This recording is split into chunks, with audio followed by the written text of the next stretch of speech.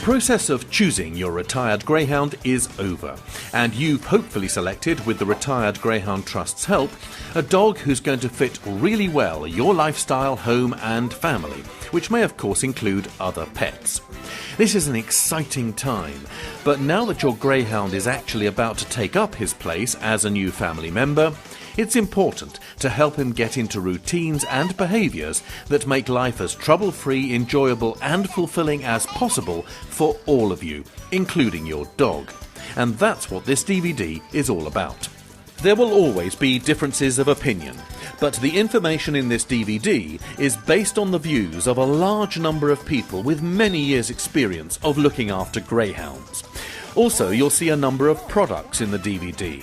The specific ones we show are for illustrative purposes only, and there are many alternative brands and suppliers.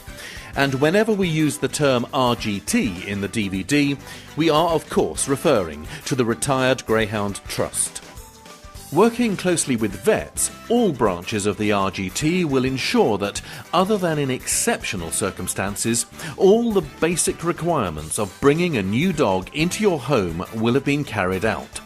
The majority of greyhounds adopted from the RGT will have been neutered, have current vaccinations and be up to date with flea prevention and worming.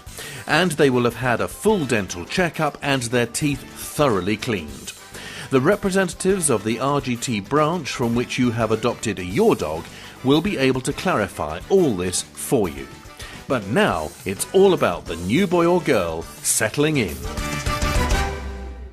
As well as the documents in the adoption package you'll have been given by the RGT will be a fishtail collar and lead and a lightweight box muzzle. These are key pieces of equipment. The leather collar supports the greyhound's neck and must be fitted right up behind the ears, just tight enough to get 2 fingers between the neck and the collar. This is the only part of the neck smaller than the head, and putting the collar there will stop your new dog backing out of his collar and running off if he gets nervous or anxious, or is just plain curious or mischievous. The RGT strongly recommends that you do not use an extending lead. Bringing to a sudden halt an animal which can accelerate up to 40 miles per hour in just a few seconds from a standing start could hurt you and cause serious injury to your dog. The house collar must be worn at all times and have an ID tag attached. This is a legal requirement. The house collar is a soft collar worn lower down the neck than the fishtail collar, but not loose enough to fall off. The tag should give the necessary details to ensure that your dog is returned to you if he goes astray. Another way of identifying your dog will be the tattoo in one or both ears. This will have been the dog's unique number from his racing days, and it will be shown on your adoption papers. But you may also decide to get your dog microchipped, in which case the chip ID should also be attached to the house collar. The box muzzle should have soft padding across the nose part to avoid rubbing causing any injury to your dog. It should be worn for the first few outings with your greyhound until you know how well he or she behaves socially in new situations. The muzzle can be useful on many other occasions too. For example, when introducing a new pet to your dog, to stop him removing bandages or dressings, when travelling in a car, as a safety precaution in the case of sudden braking, or when you leave him at home for the first time if you're worried about any damage, although it's rare for adult greyhounds to chew furniture or furnishings. And don't worry, your greyhound can still drink with the muzzle on if you need to use it for longer periods. And just to be on the safe side, it's also a good idea to muzzle 2 dogs who are new companions for the first couple of nights or when they're first left alone together until they are used to each other and you know how they're going to behave. You'll be shown how to fit your collar and muzzle before taking your dog home. You may wish at some point to buy a waterproof coat. Well, your RGT branch can supply it and ensure that you have the right fit. The most popular style has a fleece lining. Raincoats, high visibility coats and fleece kennel coats for greyhounds are also available. Your greyhound will of course require some bedding.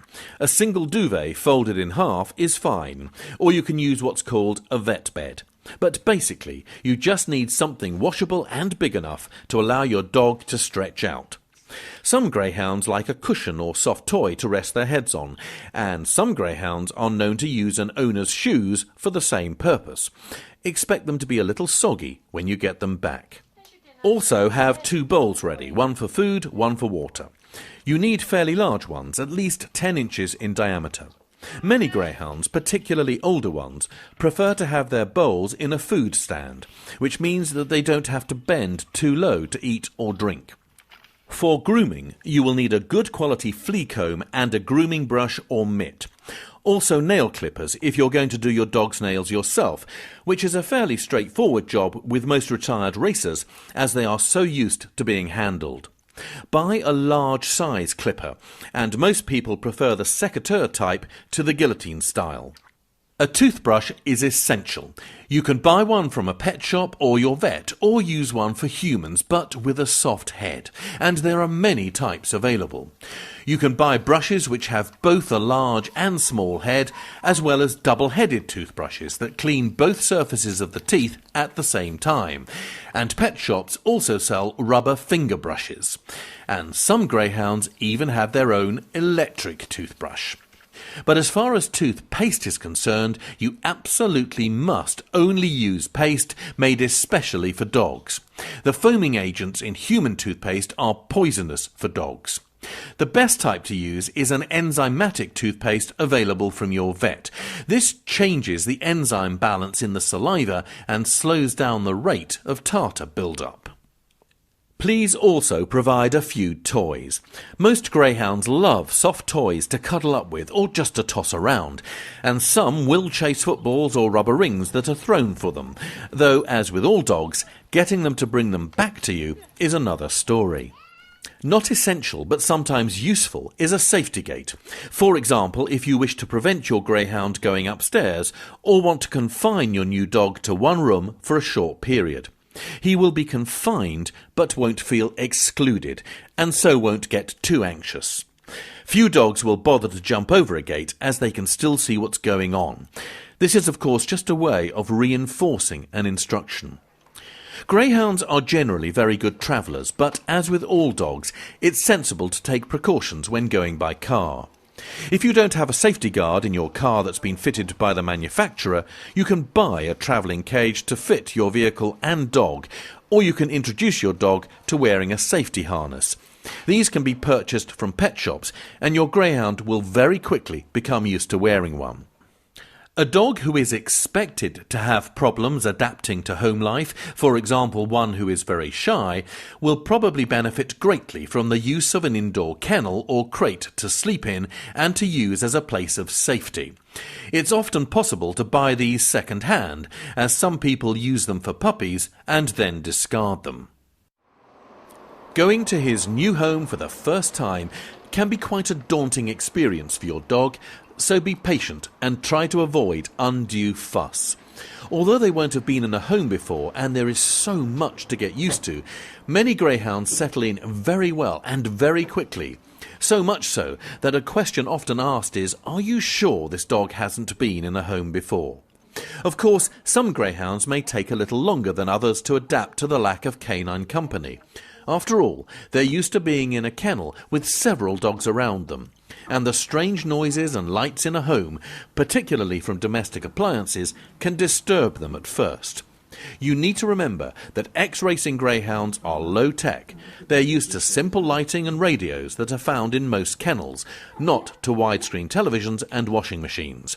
But your new dog will adapt if you're patient with him and understand his concerns. Have the water bowl and the bed ready before you go home. When you arrive, ensure that someone is holding the lead before you open the car door, as the dog may panic and try to run off. Keep talking quietly but confidently, reassuring the dog, and go straight into the garden to the designated toilet area and wait till the dog relieves himself, praising him and giving him a treat for doing so. Then, keeping the dog on the lead, go into the house and walk around, showing him everything in a calm and relaxed manner. If you have glass doors, take the dog towards them, tap the glass and let him touch it with his nose so that he'll avoid running into the doors in the future. Then take the lead off to let him explore on his own. Avoid having lots of people milling around. The neighbours can meet him when he's settled in. This will all work so much better if it's peaceful. Just sit down quietly and let the dog come to you for reassurance as and when he needs it. As a family, you must decide the house rules before your dog joins you.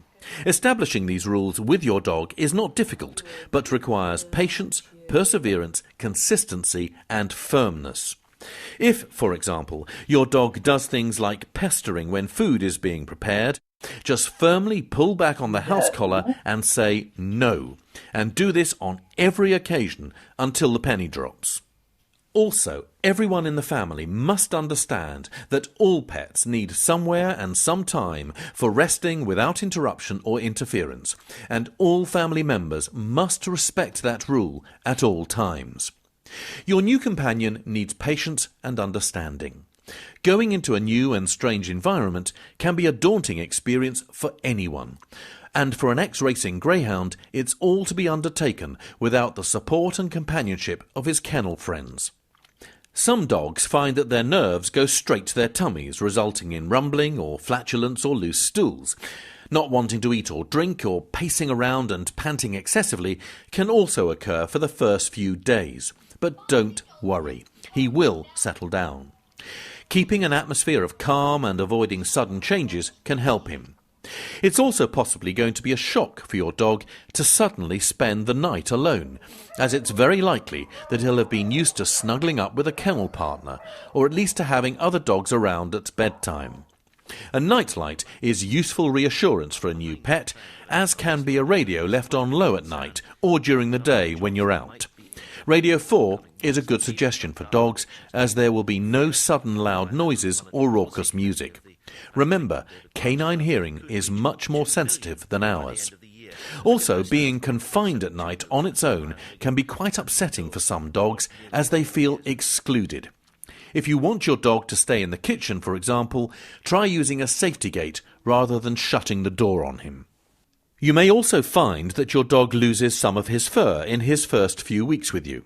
If this happens, there are likely to be a combination of factors causing it, mainly nerves and encountering central heating and carpeting for the first time. The fur will grow back, so don't worry unduly. But do, of course, get your vet to check this out if you are getting concerned. In the majority of cases, your new retired greyhound won't be house-trained, but as an adult dog, he will have a natural desire to be clean and for his home to be too. It doesn't take long for the dog to understand that your house is his kennel, and he won't want to soil his own home. You just need to make sure that your greyhound has every opportunity to get used to the changes. When you're starting house training, take your dog out into the garden every hour at a regular point in the hour and praise him, giving him a treat every time he performs. Reduce this frequency to 2 hours and so on until it is clear that he knows where to go. It's a good idea to always have some small treats ready for this training. You can use small cubes of hard cheese, for example. Having a treat specifically associated with toilet training creates a good incentive for your dog and gets the message across clearly. If you use a word or phrase to identify this specific process, such as wee-wee or get busy, the dog will soon learn it and respond. As your greyhound gets used to the new routines and you get used to the dog, you'll be able to read the signals that he needs to go outside for a toilet break. Some dogs just get restless, others whine, pace up and down, circle or scratch the door. You will also learn if toileting is needed immediately before or after feeding. It's perfectly possible to train your dog to use a particular place in your garden. For example, you can make a small sand pit specifically for this. Getting your dog used to toileting in one area only is particularly useful if you have young children, as naturally you don't want your dog to use the garden where they could be playing. When your dog first comes home, it may be useful to take the water up in the evening for the first few nights. Dogs who get a bit anxious or feel overheated in their new home may initially drink excessive water, and you don't want them doing that just before they bed down for the night. But this should be the only time that fresh water is not always available for your dog. Don't punish your dog if there does happen to be an accident indoors. He simply won't understand, and it will make him anxious.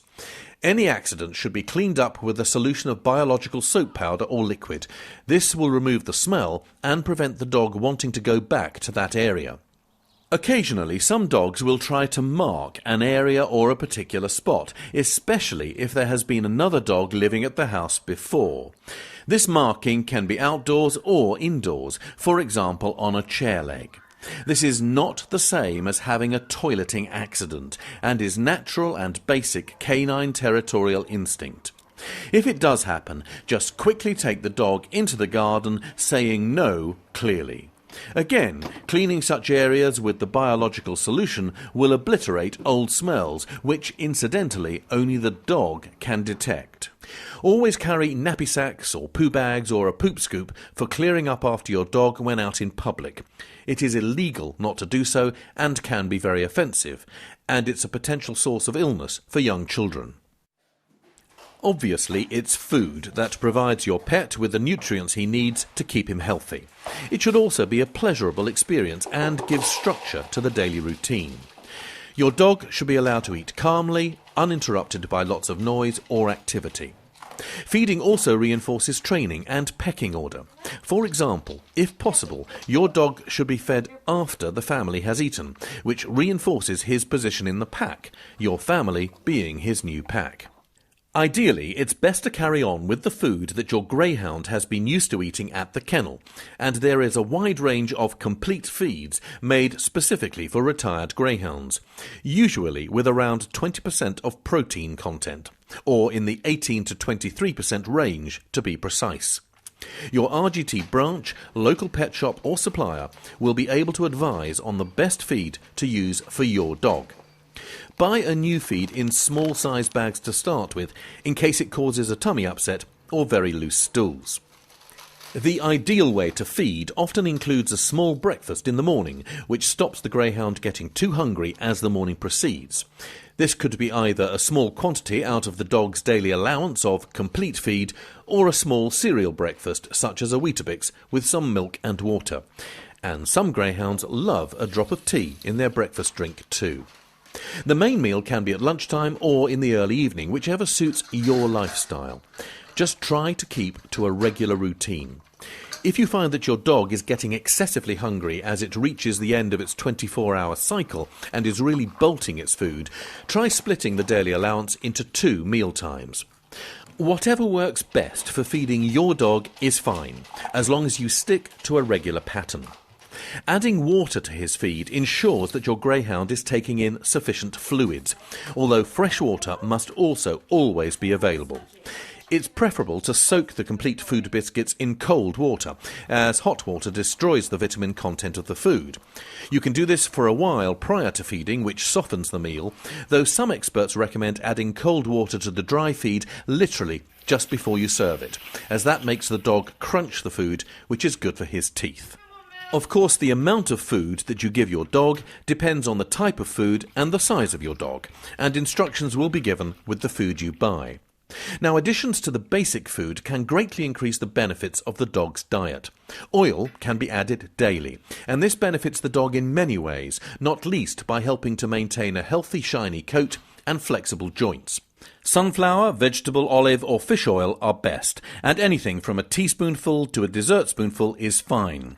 Cod liver oil is better added as a capsule to avoid an overdose. Now, you can use oily fish, such as sardines or pilchards, instead, as a nourishing addition to the complete feed. Tinned fish in oil or tomato sauce is fine to use, but never fish in brine. Salt is not good for any dog. Oily fish is really excellent for the good condition of the coat and joints, and if you're using fresh fish, use your fingers to check that there are no bones. Unlike many other breeds, Greyhounds don't, or at least shouldn't, have much body fat, and the additional fat that they get through the oil in their diet is very beneficial. Now, you can use tinned dog meat, but this can cause flatulence and has a more limited nutritional value than complete feeds. A bit of grated or crumbled cheese is fine as an occasional treat on top of the dinner, and some greyhounds enjoy the addition of some cooked vegetables or meat and gravy left over from your dinner. But be sure that what you give them is not salty. Try not to allow your greyhound to become fussy or picky over his food, and it's not a good idea to leave his food down all day for the dog to pick at. If the meal isn't eaten, take it away. Your dog will then learn that he needs to eat it or lose it. Remember that your dog must never ever eat chocolate, raisins, salt or onions. They are all poisonous to dogs and can cause fatalities. As far as treats are concerned, only use proper dog treats. And it's better to avoid chocolate-flavoured treats for dogs, as it only gives them the taste for the real thing, which is very bad for them indeed.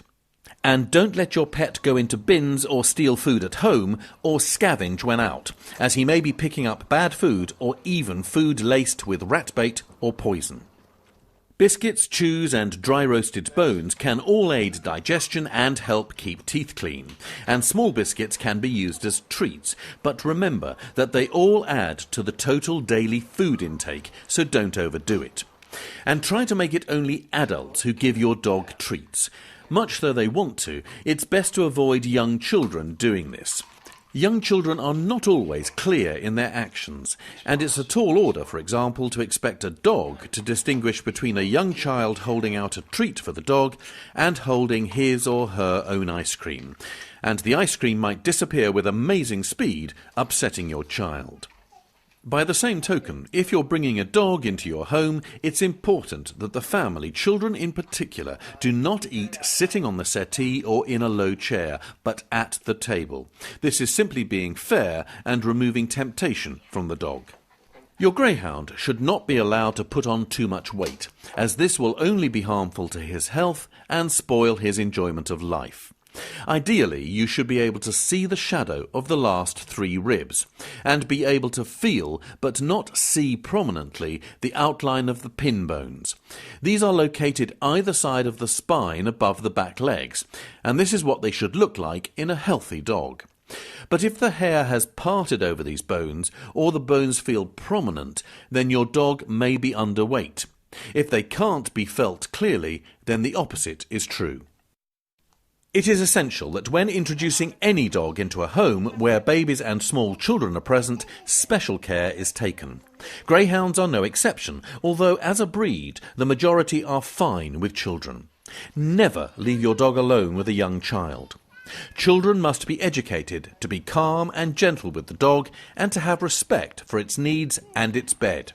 A place of safety for the dog is essential, so that he can take himself away if he feels the need to. Greyhounds are people-orientated, gentle, placid and docile, but all breeds have a breaking point when taunted by children. Please teach children respect for your dog, and they will soon be the best of friends. Never let a child disturb a greyhound when it is asleep, or, as we've said before, allow a child to give the dog treats. Now, if you already have a greyhound and a new baby is due in the home, you can purchase CDs to help accustom your dog to the sounds of a baby, so that he's ready for the new arrival. Actually, that might be useful for new parents-to-be too. Retired racing greyhounds will have been used to mixing with other greyhounds, and many will have lived with a partner throughout their kennel life, sometimes forming very strong bonds. Greyhounds are, generally speaking, a very sociable, easygoing dog, but some find other breeds a bit of a puzzle, especially when meeting for the first time. Dogs that your greyhound meets may themselves be nervy, and this will more than likely make your dog nervous too. Also, many greyhounds find it easier to get on with breeds that they can meet eye to eye, as it were. Small dogs can be a mystery, and really small ones simply look like something to chase. That's why, when taking your dog out at first, do so on the lead and use a muzzle, until you are confident about his social skills and how he might react to other dogs' behaviour, especially those who bark at him. A dog running freely or on an extending lead may be really alarming to your greyhound if it approaches out of his line of sight. You'll know when it's safe to trust your dog off a lead and without a muzzle, and there are, of course, countless examples of greyhounds living very happily with other breeds. It can be really helpful and good fun to take your new dog to your local dog training club. They'll run beginners or socialization classes where you and your dog can learn basic commands, but more importantly, how to get on with other dogs. Some greyhounds that have come from the RGT have even gone on to do the Kennel Club Good Citizen Award classes and passed with flying colours. If you already have a dog and are looking for a new one to join him, you must bring your dog to the RGT kennel to meet his possible new friend. And this is definitely where the dogs will have more say in the choice than you. The following basic rules apply when any dogs, greyhounds or otherwise, who are new to each other meet for the first time.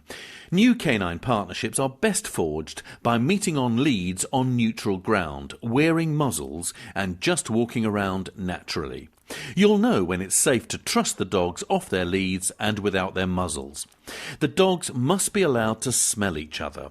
If one wheezes, the other one will usually want to cover the area. This is all normal social behaviour.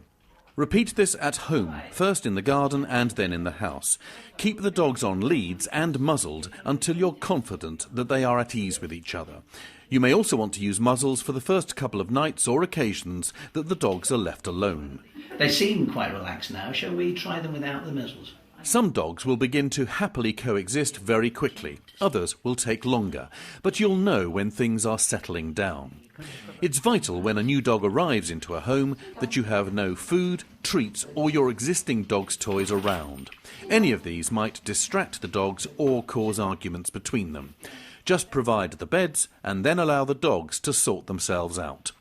Of course, once the dogs are happy together, toys can be reintroduced and you'll probably find that bed sharing and or swapping becomes the norm. As far as feeding is concerned, you need to stand between the dogs at first or feed them separately. Many dogs eat very happily together, but watch out for the little and large syndrome, where one eats faster and more than the other, or subtly intimidates his partner into letting him eat the lion's share. It's surprising how many people don't seem to notice it happening. Greyhounds are sight hounds. They can see up to half a mile away and reach up to 40 miles per hour in a few seconds from a standing start. Their natural genetic predisposition is to chase, as it is with all sight hounds. However, some will have a lesser inclination to chase than others, and some will learn how to select what to chase and what not to. A greyhound who happily lives with his cat may still want to chase the neighbour's cat. And squirrels in the park are irresistible to virtually every greyhound, even if they never learn that the squirrels disappear up trees. A greyhound from the RGT will have been cat tested. However, one who has been classified as cat friendly must still be tested with your cat or cats. The first meeting must be carefully controlled. Before taking the dog into the house, make sure that the cat is shut away somewhere safe. Then move inside, keeping the dog muzzled, and introduce him to the cat. Make sure that the atmosphere of calm is maintained, and try not to let either animal feel that this is anything special. If the dog lunges towards the cat at any time, pull back sharply on the lead, saying no firmly. If the dog lunges a lot in the first meeting, you can use a water spray to deter him next time. But persistent lunging usually means that there's no point pursuing the exercise. Take care that the cat does not lunge at the dog.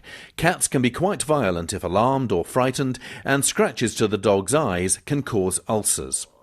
If there is a lack of interest or both seem quite relaxed, get the cat out of sight and repeat the meeting later, until they treat the other's presence as the norm and neither gets excited or aggressive. Treats, of course, help to reward both animals for good, sociable behaviour. The same applies to other small animals such as guinea pigs and rabbits. If they are safely in a cage or run, your greyhound may well ignore them, or can be quite quickly trained to ignore them.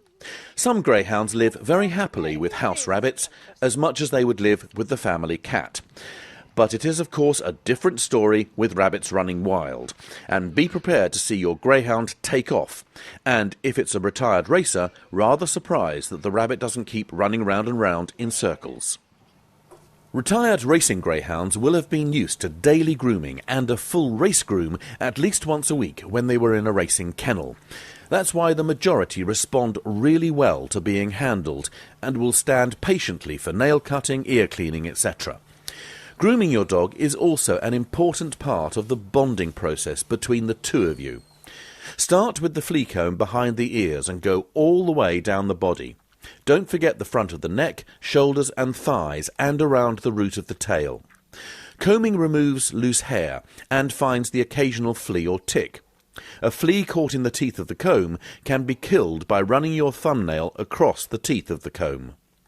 Then follow the combing with a softish brush or grooming mitt in long sweeping movements from the head down. Brushing removes more hair and gives the coat a shine. It also helps to stimulate hair regrowth, as does massage. Living in centrally heated houses can cause some drying of the skin and create scurf. A fortnightly or monthly treatment with a product such as coconut oil, which can be massaged in, will help reduce this and give the coat a great shine. Ears need to be cleaned weekly.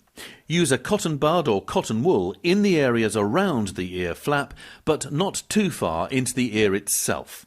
Cotton wool dipped in olive oil will help clean away any dried matter. If the ears are dirty inside, you can use an ear wash or ear cleaning pads available from the vet or pet shop.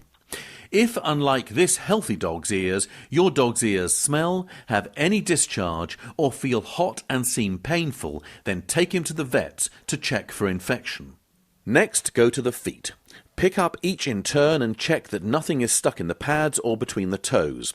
Also check that there are no cracks, splits or cuts in the pads or excessive dryness and soreness. Sometimes over-enthusiastic road walking by new owners will make the dog's pads sore and dry, as many racing greyhounds won't be used to walking on pavements. Aloe vera gel can be a wonderful healing and soothing agent on the pads. It won't mark carpets or soft furnishings, and it's safe if the dog licks it off. Then check the nails. Your greyhound should not be supporting any weight on the nails. You shouldn't hear them tapping on the floors or roads, and you should be able to slide a piece of paper under the nails when the dog is standing on a firm surface. If you look at the nails closely, you will see the line of the quick inside. That's the blood vessel running down towards the tip. It's particularly easy to spot if the nails are white. Cut below that line and the nail won't bleed. Use the nail cutters in one straight clean cut across. Regular cutting, say once a week, will keep the nails at the right length without risking causing bleeding. It's not true that if a dog's nails are left to grow longer, they are easier to cut, as the blood vessel continues to grow with the nail. If a nail does bleed at any time, the bleeding can be stopped with a styptic pen or powder, which are on sale at most pet shops. Racing greyhounds are used to having their teeth brushed, and your greyhound will have had a full scale and polish during its neutering operation.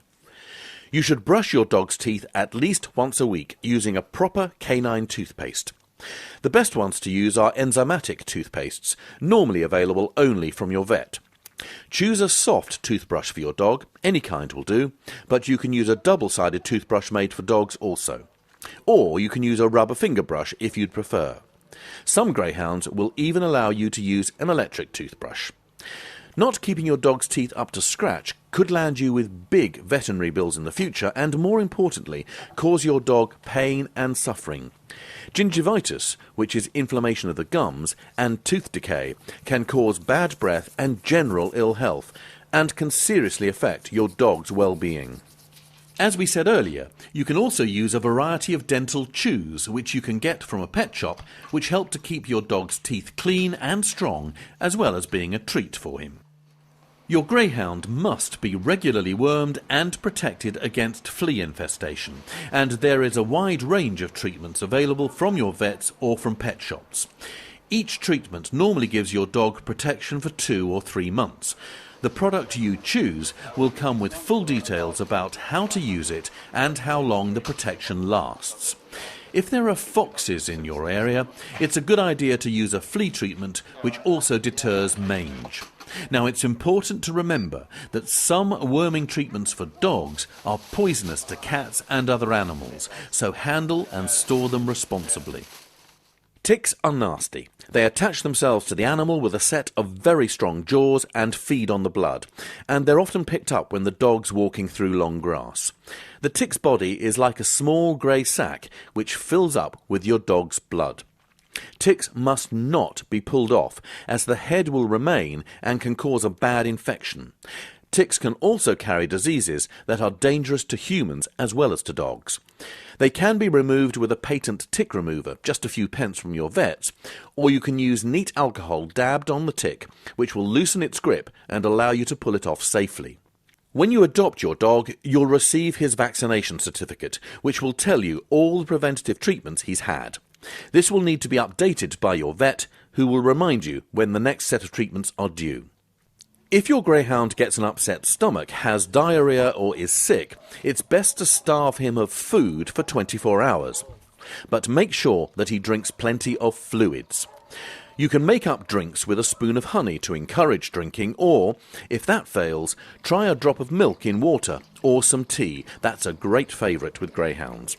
The main thing is to prevent a sick dog getting dehydrated. After 24 hours, you can offer a light meal of boiled rice and a little cooked chicken. But if the illness persists after that, or there are other symptoms, you need to take your dog to see a vet. A dog who is listless, hunched up, has dull eyes set back in the sockets, or whose skin doesn't go back immediately if you pinch it up, must see a vet. Any of these could be a sign of dehydration. Foreign bodies in the feet can be a problem. For example, sometimes grass can get into the skin between the toes, or a bit of grit or glass into the pads themselves. They can usually be removed with tweezers. Now, if you're convinced something is in the pad but can't see it, you can try a poultice on the foot to draw it out, for example Animalintex, or go to the vets. Occasionally, dogs will suffer from corns. A home remedy is to keep the corn pared down with a corn knife, and a friendly chiropodist could help with this.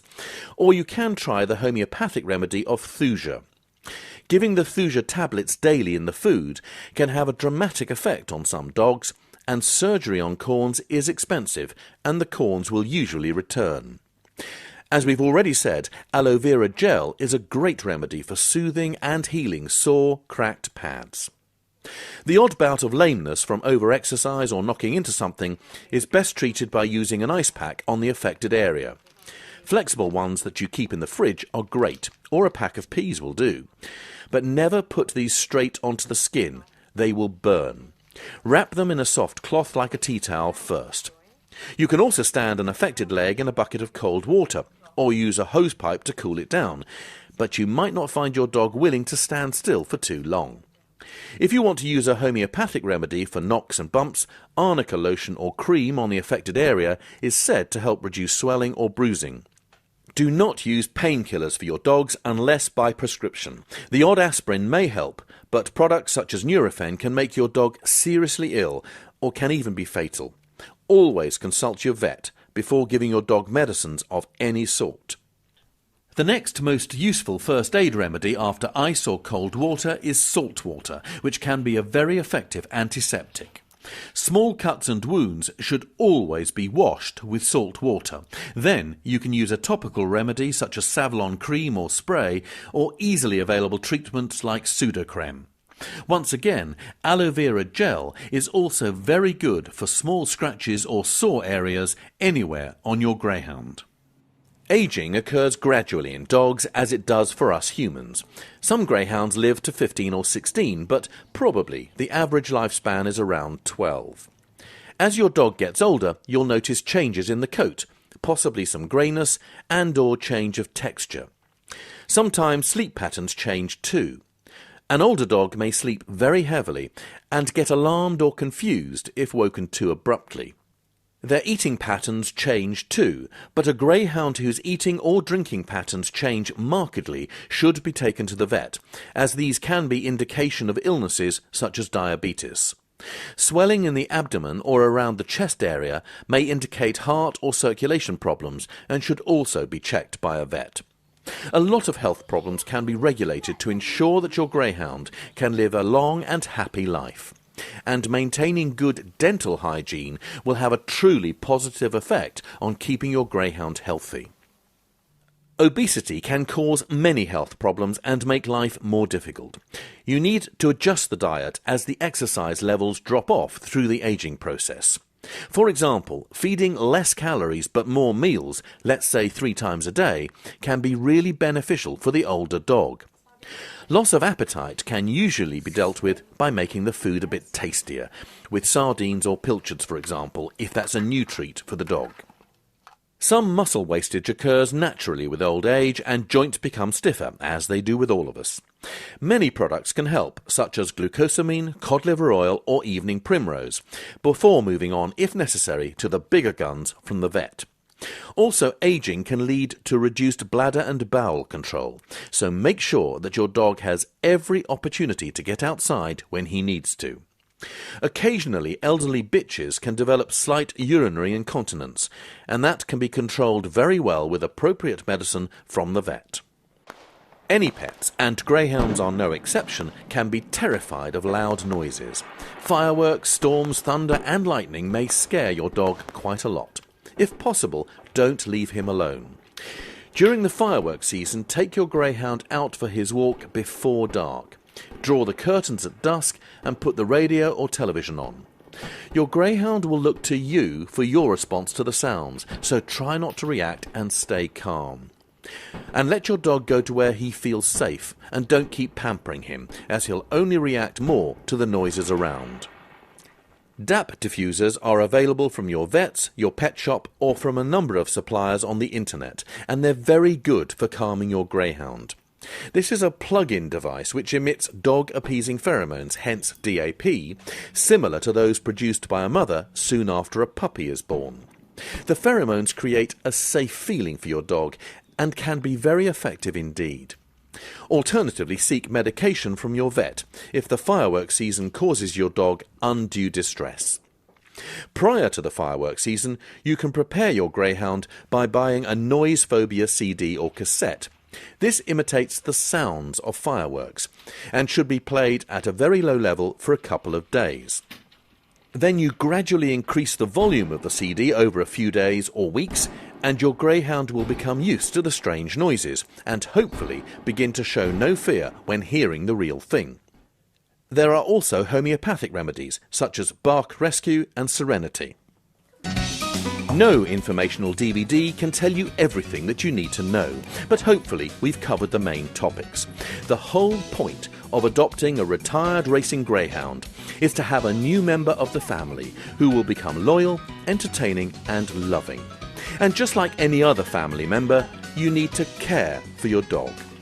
Don't forget that the Retired Greyhound Trust is on hand to answer your queries, and your vet can deal with any medical issues. The key point is that it is not hard to keep your dog happy and healthy, and he or she will, without doubt, be a great companion.